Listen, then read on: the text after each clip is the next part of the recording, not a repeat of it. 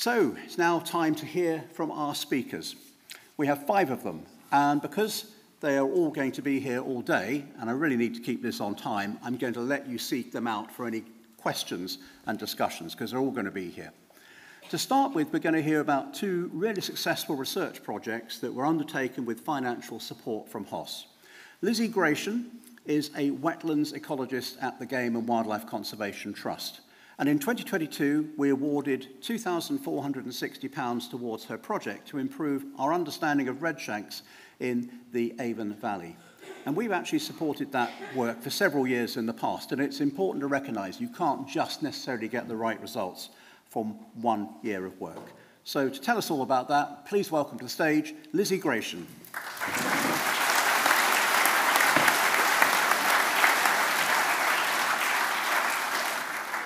Brilliant. Do you want this mic? You say you wander? Yeah, if I can, that'll be, only if it's easy. Lizzie has warned us that she wanders. I think it's on. Right, how's that? Can everybody hear me? Great.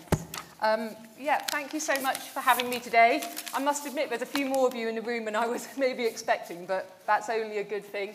And just a slight apologies for some of the font. Tends to go a little bit funny when you take it to a different setup. But my name's Lizzie, and just to give you a bit of information first, just a little bit about me. So I trained as an ecologist, went to Cardiff University a few years ago, and when I left that, I sort of really wanted to specialise in birds, got into bird ringing, got into ornithology in general, and then I really started to specialise in waders. And I absolutely love waders. I think they're a brilliant group of birds. They're so interesting. And I managed to get a job at GWCT back in 2015 on a wader recovery project. And I was a project officer for the Life Waders for Real wader recovery project. That project's now ended, and it's widened, covering sort of more habitats, more species, and I now run the farmer cluster in that area. So our main species has always been lapwing. Everybody's seen this graph. It's all very disappointing. Unfortunately, that just is how it is. Our next species that we're really focused on is redshank. Not quite such a steep decline, but they're also massively in decline, quite likely to maybe end up on the red list at some point. So my study area is the Avon Valley. It's an absolutely fantastic area. It's all privately owned, privately farmed, privately managed, and it runs from about Salisbury down to Christchurch. That's all the area I work with. So I work with all the different farmers, landowners in that area to try and do things for various different wildlife projects, mainly breeding waders. So unfortunately, we also saw those declines of breeding waders in that area. So it actually has every designation you can kind of hope for. It's a SSSI, it's a Ramsar site, it's an SPA, and we are still seeing those large declines in breeding waders. So back in 2014, 2015, my boss then, Andrew Hoodless, wanted to do something about it. So he managed to get some funding for this Life Waders for Real project. And this project had 4 main areas to cover. One was habitat, so creating the right areas for breeding waders, making sure they've got good nesting sites and good chick rearing sites. We had a big focus on the predators, predator monitoring and understanding how they were using the landscape and how we can influence that to reduce predation pressure on these breeding waders. If you want specific information on that, Mike's in the room, he did all of that work. We coupled all of this with really detailed monitoring. So we did really detailed monitoring, particularly on lapwing, understanding their nesting success, their chick survival. And then we fed all of that back to all the people. The people were critically important in this project. All of the landowners, all of the farmers, all of the keepers, fishing groups. You know, there's a huge amount of people involved in this area. And what I'm really pleased to say is that we did start to see recovery of these breeding waders. So we started to see recovery of lapwing, and we started to see recovery of redshank.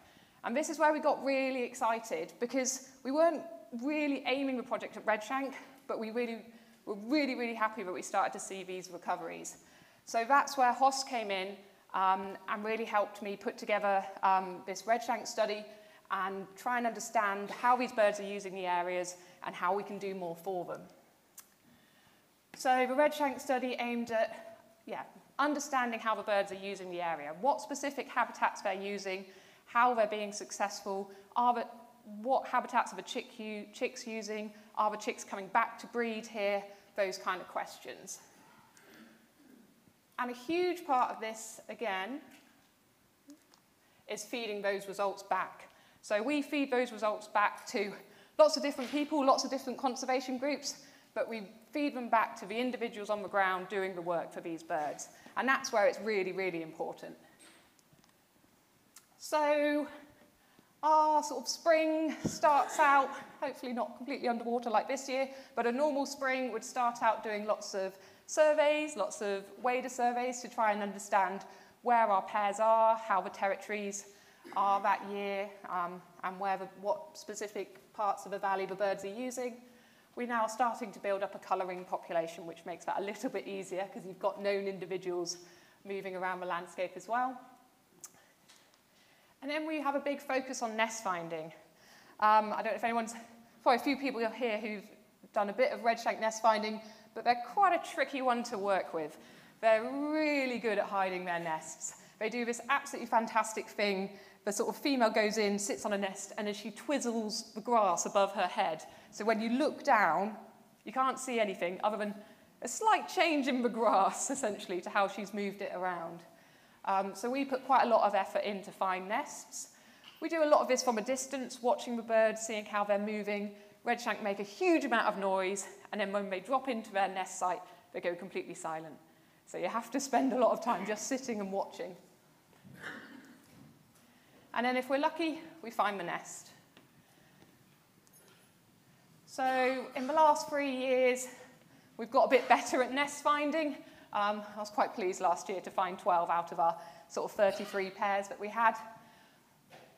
We have pretty good nesting success. That's why I was so interested in the chicks for this project, because we know the nests are doing fairly well, and we want to know how the chicks are doing from there. Redshank chicks are pretty hard to catch, pretty hard to follow around, so we decided to go down the route of tracking our adults. So that's what the HOS money funded me to do. It funded the tags to go on these birds. So these were a glue-mounted tag attached to the back of a bird. The nice thing about the glue mount is it's on for maybe 1 or 2 months, exactly when I want the data from the bird, and then it drops off again. So you've not got any tags lasting on birds any longer than we're interested in. These were a base station tag, so because they're really quite small, these were about 3-gram tags. They don't transmit completely. What they do is they transmit to a base station, so we then have to put base stations out around to gather the data from these birds.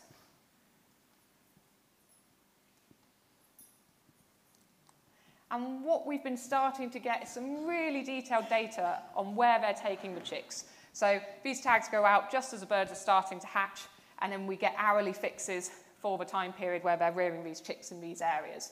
So what we're able to do is we're able to couple these maps alongside really fine-scale habitat data, and it gives us really great information about what specific habitat types these birds are using, and that can all be fed back into their conservation. So I've not got any groundbreaking results to show you hugely other than a few nice examples of the data we're starting to get. But it's quite interesting, I think, because the birds are actually moving, in some cases, quite a bit further than I would say they need to. This bird, for example, nested up the top of the map there. There's lovely habitat up there for nests and for chicks. But for whatever reason, it brought its chicks all the way down that field, across the river, to a different site on the other side of a river. And she's probably doing that when they're only a couple of days old. So it's a big movement for those young chicks. So it's really interesting to see that. And it also feeds back into our survey data. Because I think if you were just surveying that area, you'd probably think they were different birds. That's quite a way that it's taken those small chicks. So it's really interesting to start to understand how they're moving in this landscape. And we've had a few interesting ones as well. This is that same bird, but as it comes to the end of a chick rearing period, it's starting to do some big jumps. So it's starting to sort of, explore back to where it's going to be for the rest of the year. So we're really getting an idea of how they're moving around here.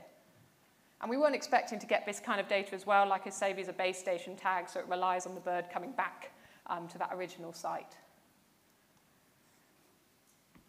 On the other side of the tagging work, we're also doing a lot of work colouringing. So we're colouring any of our adults that we catch, and we're colouring a sample of chicks each spring as well.